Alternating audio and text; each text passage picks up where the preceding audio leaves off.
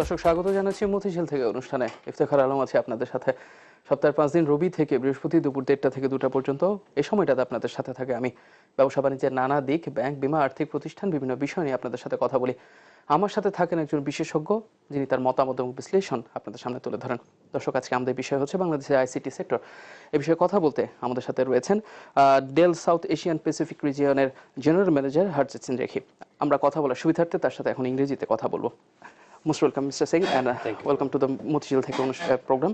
My first question is, what is your impression about Bangladesh computer sector and market? Well, Bangladesh is an amazing opportunity for most manufacturers, including in the information technology sector. I think the way we look at Bangladesh within Dell, we look at it as the 7th largest country in the world. So for us, Bangladesh is very critical in terms of our long-term future. Okay. We believe that a country with that size of population and the economic growth that you're witnessing currently, as well as your young population, are the perfect ingredients for rocketing opportunities and growth in the near future. At this point in time, Bangladesh is a quintessential emerging market. It is obviously IT penetration is low. There is tremendous growth happening, obviously led by the access to broadband technology and the rates coming down and mobile phone technology. So the overall industry is extremely exciting. I think we will see some really exciting opportunities over the next few years, more so in Bangladesh than in any other part of the world. In terms of laptop and smartphone and smart tabs, how do you see the Bangladeshi market in considering South Asian region and market? Well, again, very unique. So in most emerging markets, most consumers, if you talk about consumers specifically, prefer to go for low price technologies. And they actually, in many instances, would actually go for a lower cost of ownership versus a higher quality product. But what's unique about Bangladesh is that they're willing to spend the extra, taka to go in for a higher and superior quality product, Okay. Which is interesting because one would have imagined that the country would demand an absolutely vanilla low price product, but actually no. Some of the products that we sell in Bangladesh are probably our mid to high tier products world over. What's also interesting is for Dell specifically, we sell the latest and greatest that we have world over in Bangladesh. The models that you buy and the configurations and the specifications that you buy today in Bangladesh are exactly the models that we sell in the US. Okay. So there's no difference. It's exactly the same model, it's exactly the same configuration, the same specifications. And that's a matter of pride for us. We do not supply or we do not provide our consumers a substandard product at a lower cost just because it's an emerging market. We believe our Bangladesh customers deserve the best in the world, and they understand and are willing to pay for that quality and the latest and greatest in technology. So it's with great pride that we always believe that we must deliver the best value for money in an emerging market as well as in a developed market. And there's no reason to provide obsolete technology in an emerging market. You just said that Bangladesh is an emerging market, and we know that the Bangladesh ICT sector, in some points there's a lackings. Someone said that there's some kind of lackings in here. In perspective of Dell, how do you resolve these problems? Well, okay, so let's the information and communication technology industry is a very large, it's a very large industry, and one must sort of try and break it up into segments because I think it's important to understand different segments react differently. Let's talk about large corporates, banks, manufacturing companies, light engineering companies. These are organizations that are at the forefront of technology. The kind of technology that the banks are using here are probably as good, if not better, than the technologies that companies in Australia or Singapore or China or elsewhere in the world are using. So they can't afford to use anything that is less than the best, because banking obviously requires the most secure and the most manageable technologies. You come to the small and medium sector, and that's where the biggest opportunity is, because the small and medium enterprises the service centers or small garment exporters or other such industries, retail companies, those sectors we see there is a lesser usage of IT technology than what we would have hoped. So that's an area of opportunity. That's where a lot of work is happening around policy, around banking, and providing them with sufficient funding to be able to improve productivity with the infusion of IT technology. And then you finally come to the consumer sector.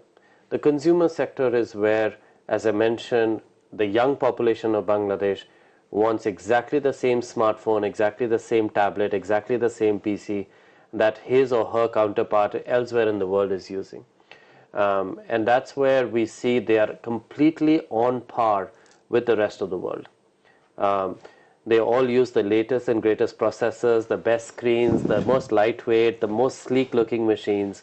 Um, they don't want to compromise. You can't sell a heavier and a thicker laptop in Bangladesh. No way. You have to provide them with the lightest, the sleekest, the best color, the best looking laptops. Only then will you be successful in Bangladesh. So depending on which segment you talk about, each segment reacts or is at a different level of maturity, I would say. Okay, Mr. Singh, in Bangladesh we often find complaints that the computers are being expensive in some components by day. Is there any plan that Dell they can provide us as a cheaper computer?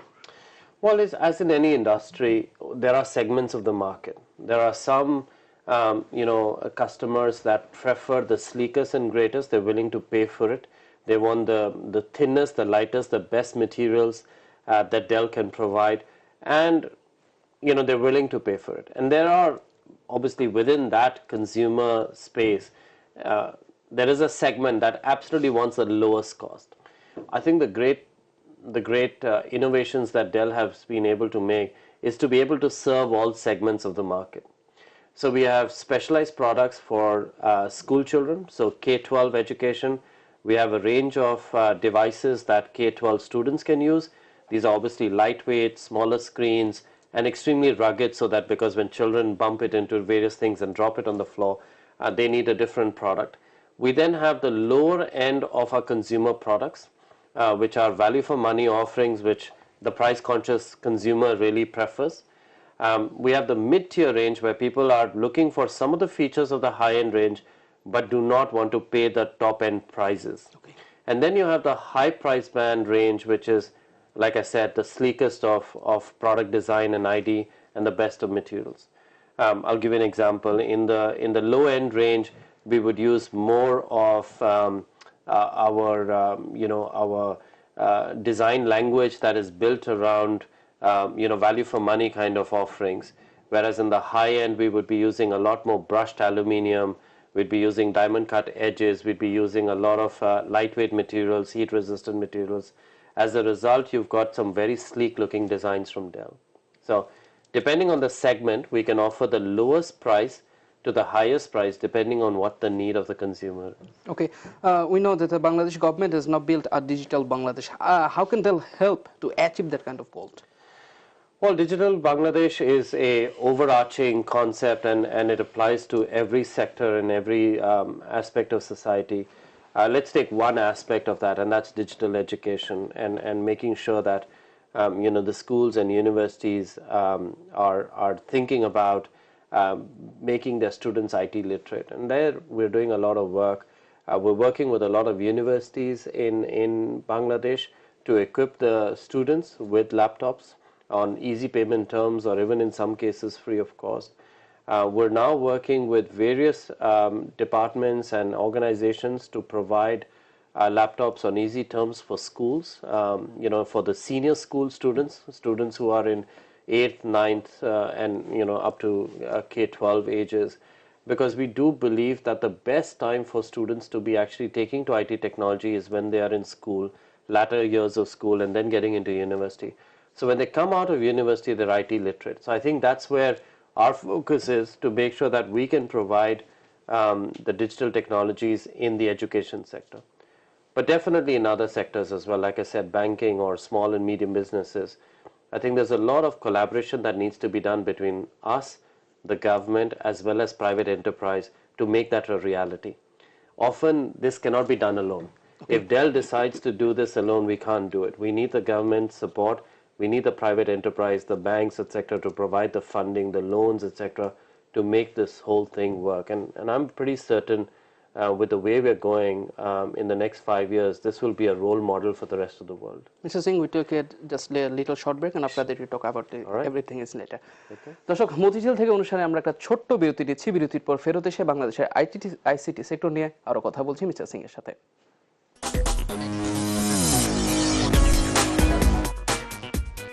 দর্শক, বিরতির পর স্বাগত জানাচ্ছি maker communication presents Motijheel থেকে অনুষ্ঠানে। বাংলাদেশের ICT sector এবং এর বিষয় সম্ভাবনা এবং এর আলোকে আমাদের সাথে কথা বলছেন ডেলের সাউথ এশিয়ান রিজনের general manager Harjit Singh Rekhi. We talk about lots of things in the first part. In the second part, I start with that worldwide currently green technology is booming. Sure. How does Dell moving about the carbon emission system? Okay. So I think we can take that question into two parts.